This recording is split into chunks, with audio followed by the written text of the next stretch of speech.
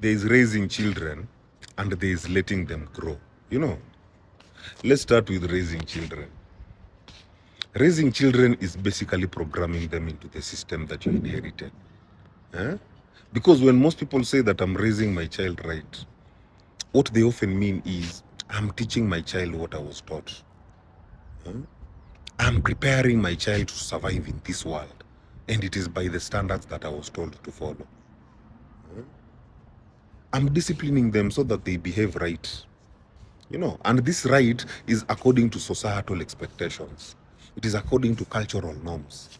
It is according to religion, or even according to your own trauma. But raising in this context now becomes a process of downloading. You are now downloading your fears about safety. You're downloading your biases about gender, about success, about money, about religion, about love. You're downloading your limitations and even coping mechanisms that you yourself have never even questioned. You know. So, in trying to raise a child, many adults unknowingly condition their children to shrink into the shape of their past. You know, and the irony here is you raise them in the same system that caged you. Imagine that. Now we go to letting children grow. Letting children grow is basically honoring their natural unfolding. To let a child grow means you observe who they already are instead of imposing who they should be. You guide them through wisdom, not through control. You're protecting without overprotecting. You know, you are actually teaching them to explore safely, not fearfully. It means you become a gardener, not a programmer. You know, you are a mirror to your child. You don't become a mold that they have to come fit in. Your job is to guide them, because you're not a governor. This is not a government. Instead of controlling their path, you walk beside them while they find it. The difference lies in intention. Raising is based on fear, like you don't want them to fail, while letting them grow is based on trust. You trust that they'll find their way.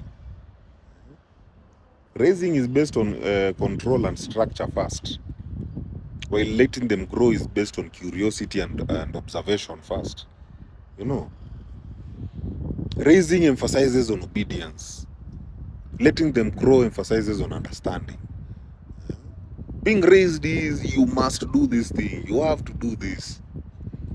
But letting them grow is about emotional intelligence. You know, you have to ask them, how do you feel about this? What do you feel about this? You know, you're not teaching them to copy paste.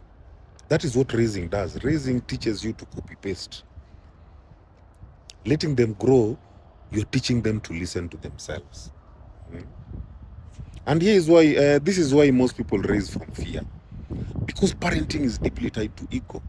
You are like, my child must reflect well on me. Because if they don't do well, then I have failed. If they are too different, then society will judge me. You're even putting pressure on them, like they must succeed where I did not. So many people raise kids from fear of embarrassment, fear of judgment, fear of failure, or even rejection. Not from a place of love and allowance. And now this fear leads to over-disciplining.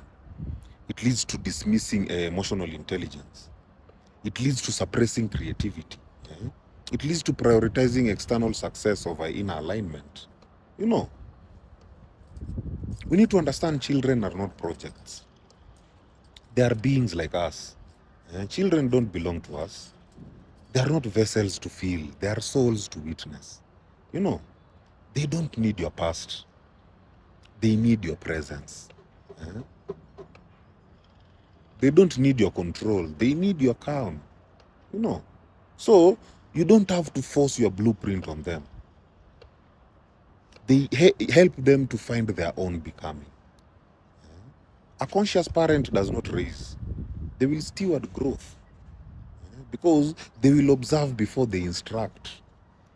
They will regulate themselves before regulating their child. They will ask questions instead of giving constant commands or even lectures. They will heal their own trauma so that they don't pass it on unconsciously. You know, they will allow space for emotional expression, even when it is inconvenient. You know, a conscious parent guides with patience, not panic. Eh? If you are a parent, a sibling, a mentor, a teacher, or even a community member, ask yourself, am I trying to raise a child into my image? Or am I allowing a child to unfold into their own truth? Because true growth happens when children are loved for who they are. When children are seen without being judged. When they are guided, not commanded. When they are trusted. You know. In short, raising children with fear is molding them into your limitations. But letting them grow, that is witnessing them rise into their own light.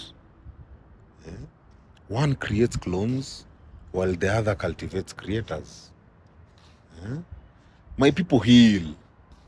Heal.